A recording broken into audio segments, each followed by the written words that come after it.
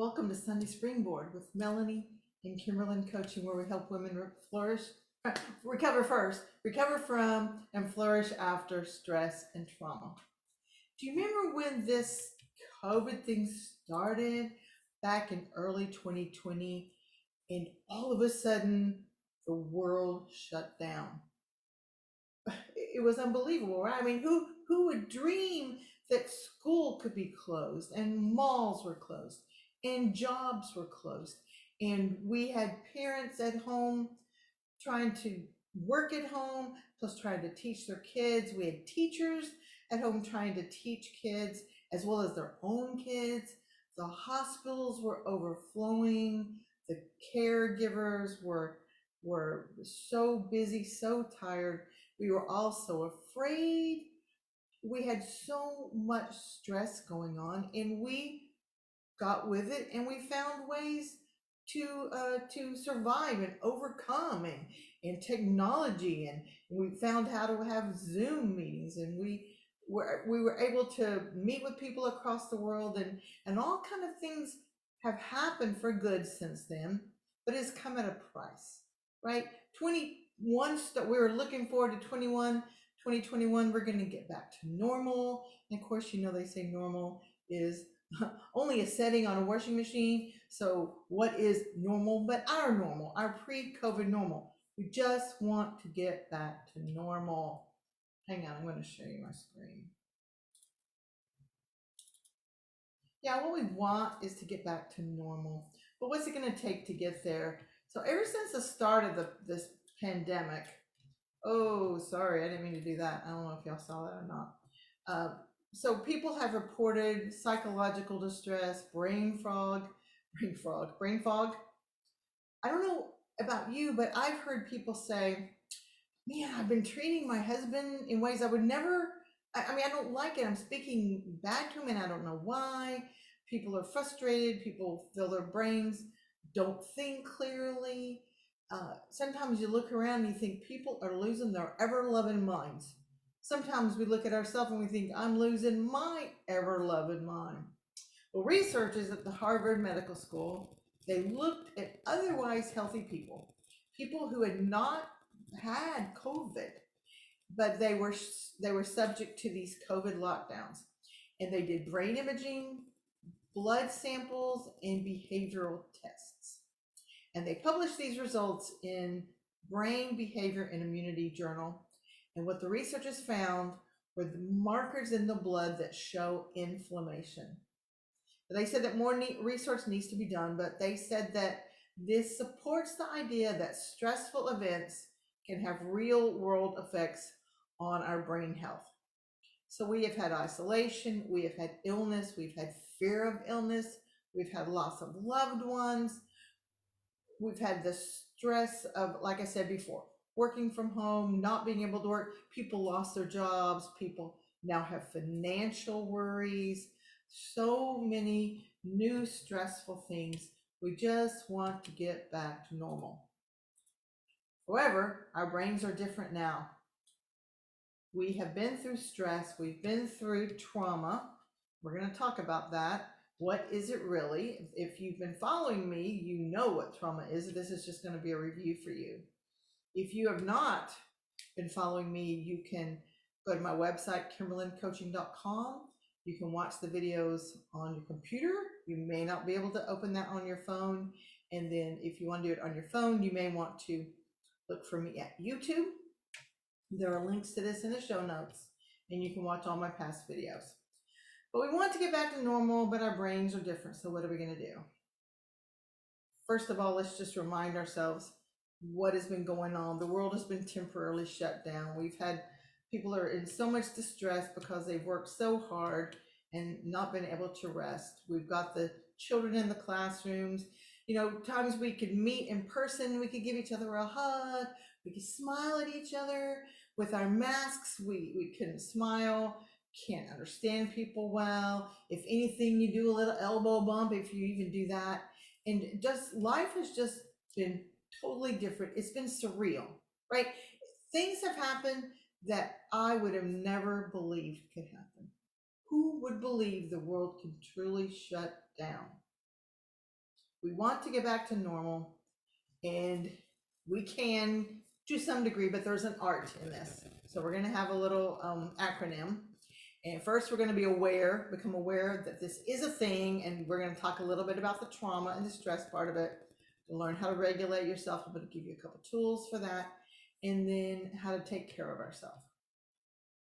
First, we want to become aware. Again, this is a thing, and when we think about trauma, we generally think of a big major event.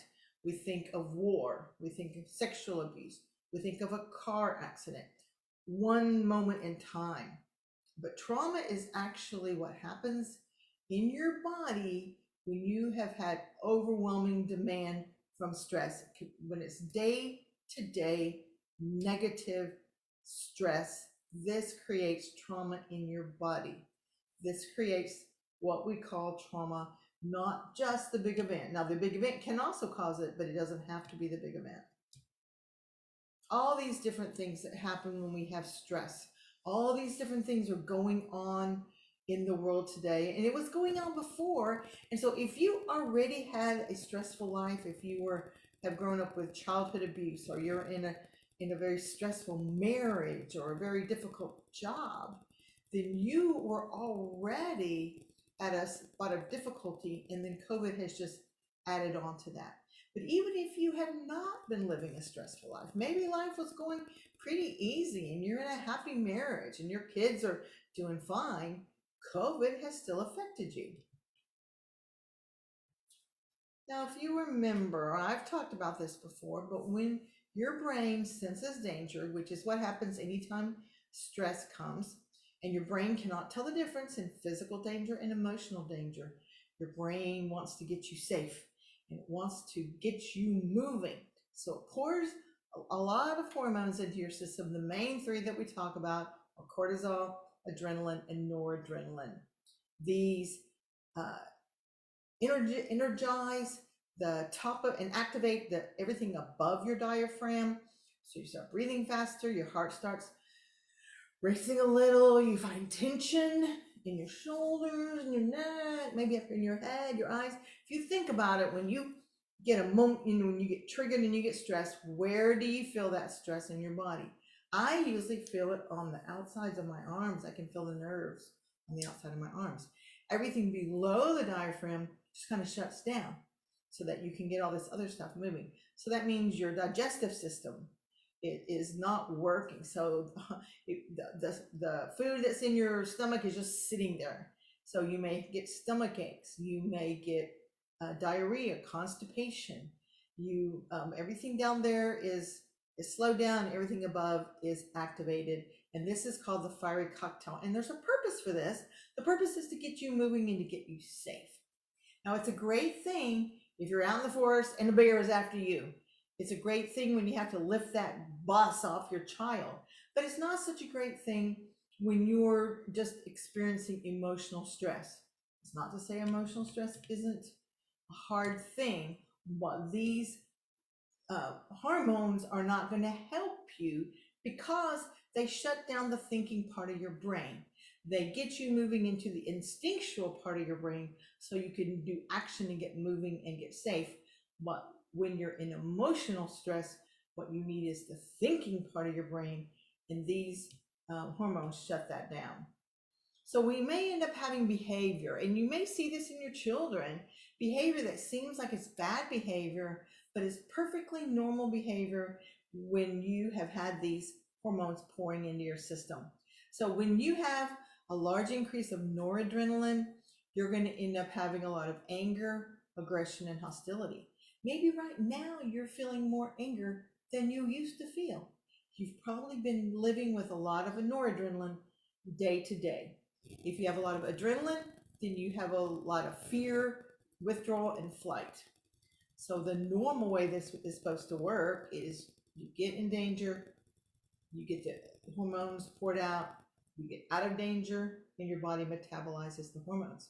But if you're living in an abusive system, or you've been living through the kind of stress we've been living through COVID, this is a day-to-day thing. And so we never have the time. We don't ever get all the way metabolized out of our system. So it seems very frustrating. What can we do? Well, one of the things we're going to do is we're going to learn to regulate ourselves when we're stressed. If you can calm yourself, your brain will stop pouring out the hormones, and then you can help get those hormones regulated, and then you can be calmer and you can get your brain back online. You cannot be stressed out in a relaxed body. So this is one of our favorite tools. This is called the wet noodle.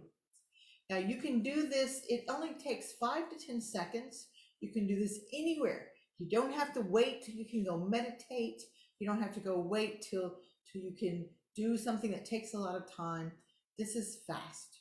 Just with your eyes open or closed, just scan your body. Just a quick scan, any muscle that feels tight, just relax it. Now, I was giving this example to someone the other day and they were like, I'm tight all the time. I'm tense. I've been tense for 30 years. I don't even know how to know if I'm relaxed or tense. And so what we did to help them figure that out is, if you don't know if you're always tense, on purpose, tighten something. Tighten your feet, tighten your hands, tighten your stomach. When you feel that tightness, hold it for about 5 seconds and then relax it. And that will let you know the difference in tight and tense and relaxed. So for the wet noodle, just go through your body and just relax everything that you can relax.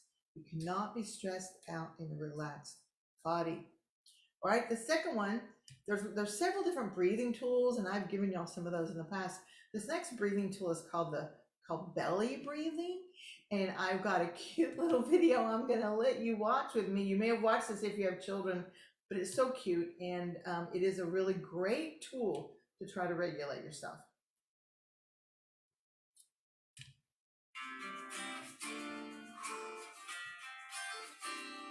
Breathe. Sometimes the monster that's inside you is a monster that is mad. It's a monster who is angry.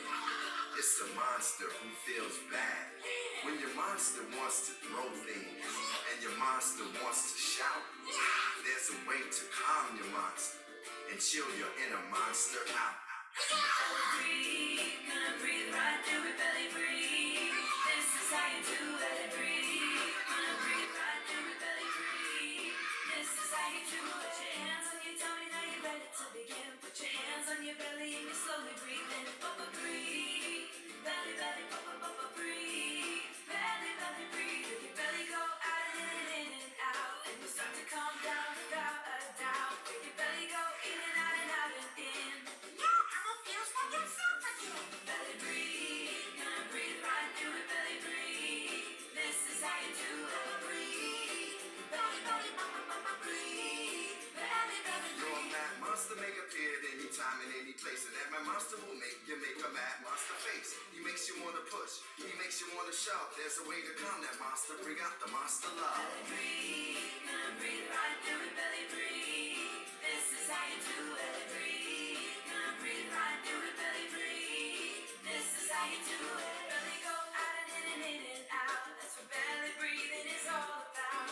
Make your belly go in and out and out and in. And now I feel like myself again. Belly breathe, gonna breathe right through it, belly breathe. This is how you do it. Everybody just All right, hopefully y'all like that as well as I like that. Now the essence of the belly breathe is a diaphragm, a breath from your diaphragm. And when you breathe from your diaphragm, your stomach actually goes out when you're breathing, which feels weird. But if you're ever in band or choir or something and they taught you how to take a breath to sing, it makes your stomach pooch out. So that's the kind of breathing that can truly relax you and help you to regulate yourself. Now, you want to get a whole toolbox of tools, because one tool may affect you well and the other you might think, that didn't really do anything for me. And that's fine. There's so many different tools that you can find the ones that work well for you. Now, next, we just want to take care of ourselves. So here's just some suggestions. When you're getting this alert system, when you've got all these adrenaline hormones running through your system, is for you to move. So when you don't move, you're kind of short circuiting it. So if you can move your body in some way, that will help. Now, aerobic exercise is good. I A lot of the stuff I took today I got from the Harvard College blog, and they say aerobic exercise. It doesn't actually have to be aerobic. If you just want to walk, just some kind of moving, knocking my light over, any kind of moving, but aerobic is good. And if you're going to try to do aerobic, start tiny. So BJ Fogg wrote a book called Tiny Habits, and he started exercising by doing 2 push-ups every time he went to the bathroom. After he washed his hands, he would do 2 push-ups, and then he got to where now he does, I don't know how many, a lot of push-ups every day. But he started small. So start small with this. Your goal can be eventually up to 30 minutes a day, 5 times a week. But they could be in 3 different things through the day, 3 10-minute walks, whatever. And that's the goal. But start tiny. If you start trying to be big, you just are going to fail and be unhappy and stop. Eat a healthy diet. Now, this is so hard because we're home and we're bored and we just want all the junk food. But if you can eat some good, healthy food, they say the Mediterranean diet is what they recommended, with olive oil and fruit and vegetables, nuts and beans and whole grains. We always are told that a plant diet is very helpful. I'm into meat also, but just if we can, the healthier our food is, the better chance we're giving our body and our brain to heal from all this stress that we've been under, so we can get back to that normal, whatever that normal is. Avoid alcohol and drugs. To let your brain heal the best it can, you got to do things and keep away from things that negatively affect your brain. Sleeping is so important. I am talking to not the choir, because I'm preaching to myself here, because sleep is something that I have to work on. Not because I don't sleep well, but I just don't get to bed like I should. But the time that we're asleep, actually there's important things going on in our body and in our brain, and apparently it flushes out the toxins while we're sleeping. So I am working on this. I am working on trying to get more sleep now. And if you do not regularly get enough sleep, this is something that is good to start trying again, tiny steps of getting more sleep. Participate in social activities. Now, we know we've been in lockdown, so we haven't been able to do our normal ones. Right now, we're kind of starting to come out of it. We're being able to do some. But whether it can be normal face-to-face or whether you have to do it by Zoom, we are meant to connect. Whether you're an introvert or an extrovert, you need to have some interactions with people, and adult people, at some point. It helps your brain, it helps your body, it helps you feel good. It just helps you along this path to getting back to normal. And along with that is volunteering, serving others. When you do that, that gives you some social interaction. Plus, you get some benefits. When you help other people, you feel good. And then those people feel better and they help other people, and we make an impact in the whole world. Music is great. Listening to music is great. Even better, singing it out loud. When you actually sing, it has all these things going on in your body. If you want the video on that, I am me, and I'll figure out which video it is, but I have a video that talks about that. And it's really impressive how much singing can do. And when you sing, you're activating this vagus nerve. Is this nerve that goes all through our whole body. And this is what is so affected by stress. And we want our vagus nerve to be active. And when you sing, it makes it more active. So it's singing, actually singing out loud or humming or anything where you're making this vibrate right here is a great thing for your vagus nerve. Mindfulness. What is mindfulness for you? It doesn't have to be going out and doing a 30-minute meditation by the sea. I actually hate those things. But being mindful of what's around you. If you're going on a walk, look around, look at the trees, look at the flowers, listen to the birds. If you're in your home and you can't be outside, just think of the things around you. Try to enjoy the moment instead of always looking, right now we're especially maybe looking forward to the future, but there are good things going on right now. And if we can keep a positive mental attitude, keep gratitude, You cannot experience mad, angry, sad, all those negative emotions at the same time that you're feeling gratitude. Every morning I wake up, I do 3 gratitudes, write them down to start my day off and to start my day on a positive note. So keep a positive mental attitude and gratitude. Give yourself and other people grace. We are all losing our ever loving minds, and we're all acting in ways off and on that we wouldn't normally, that we don't like, that's not appropriate. So when we do it and mess up, let's just tell people, let's be transparent. Say, I just really screwed up there. I'm sorry, will you forgive me? And then maybe they'll do the same for you. And if we all give each other grace, again, we will move out of this stressful time quicker. And practice your faith. Make this be a time that your faith gets strengthened, not a time that you lose your faith. Having the knowledge that we're not alone, that our Creator is with us, and that we can find people of like faith, whatever our faith is, to go alongside us, that helps tremendously. So in the art of getting back to normal, the art of taking care of ourselves, become aware what it is, what's going on in your body, regulate yourself, create a toolbox full of tools that you can use when you get triggered or stressed out. And take care of yourself to try to short circuit the negative things before we get there, or then after we're there, we can kind of calm them down and make them less. All right, that's it. I hope you all have a great week. If you need help in any of this, if you feel like you need to talk to someone to help you make some better changes in your life, I would love to talk and visit with you. There's a link in the show notes where you can schedule a free coaching session, and we can talk and see whether a coaching relationship would be good for you. Have a great week.